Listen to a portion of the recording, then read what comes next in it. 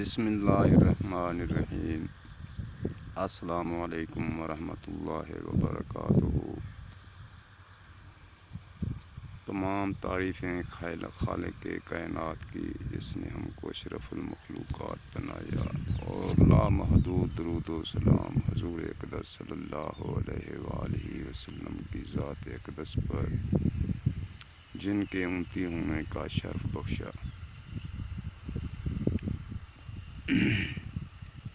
دوستو، آج میں ایک ایسی جڑی بوٹی کے بارے میں آپ کو بتانے جا رہا ہوں، جس کو ہم بہت زیادہ استعمال کرتے ہیں، اور اس کا سالن پکا کر بھی استعمال کیا جاتا ہے۔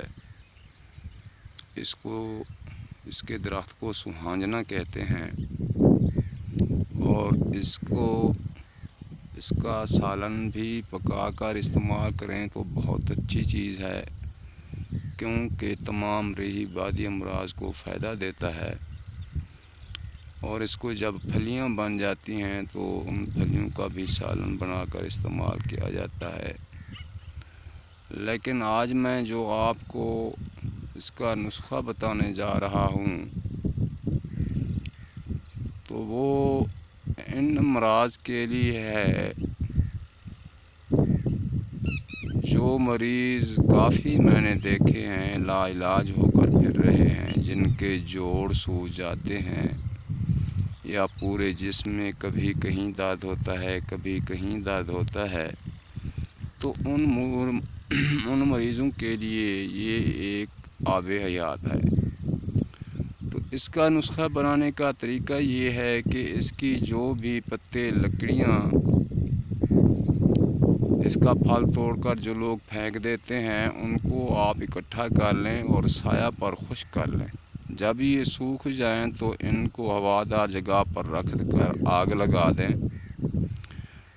جب ان کی خاک بن جائے، یہ جل جائیں، تو اس کے بعد ان لکڑیوں کی خاک کے 5 گنا، اگر 1 کلو یہ خاک ہے تو اس میں،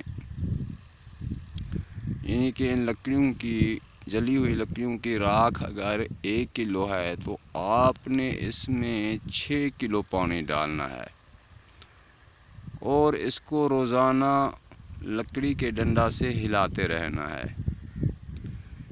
4 دن کے بعد آپ نے اس میں ڈنڈا نہیں ہلانا اور اس کو رکھ چھوڑنا ہے، اور 12 گھنٹے کے بعد اس کے اوپر جو صاف پانی ہے، اس کو آہستہ آہستہ دوسرے برتن میں لے لینا ہے، اور اس بات کا خیال رکھنا ہے کہ اس میں جو لکڑیوں کی راکھ ہے وہ نہ آئے، صرف پانی ہی آپ نے۔ اب اس پانی کو کسی برتن میں ڈال کر آگ پر رکھ دیں اور نیچے آگ جلا دیں۔ یہ پانی خشک ہوتے ہوتے جب ختم ہونے کے قریب آئے گا تو برتن میں آپ کو سفید رنگ کی دوائی ملے گی۔ اس وقت آپ نے، جب دوائی بالکل نرم حالت میں ہو، آگ بالکل دھیمی کر دینی ہے، تاکہ یہ اس جڑی کے بوٹر، یہ جو جوہر ہیں، یہ جلنے نہ پائیں۔ تو جب نمی بالکل خشک ہو جائے گی تو آپ نے اس برتن سے اس کو نکال کر باریک کر کے محفوظ کر لینا ہے۔ یہ اس بوٹی کا جوہر ہے، کھانے میں بھی کوئی قباحت نہیں۔ اب اس کے استعمال کا طریقہ یہ ہے کہ آپ نے 0 کیپسول لے لینے ہیں، 1 کیپسول صبح اور 1 کیپسول شام کو پانی کے ساتھ استعمال کرنا ہے۔ آپ دیکھیں کہ اللہ پاک کی دی ہوئی اس نعمت میں کیا ہی طاقت ہے، کہ جہاں بڑے بڑے نسخے ناکام ہو جاتے ہیں، یہ اکیلی جڑی بوٹی کام کرتی ہے اور اس مرض کو بھی ان سے اڑا دیتی ہے۔ آپ بنا کر اس نسخہ کو استعمال کریں اور ہمیں دعاؤں میں یاد رکھیں۔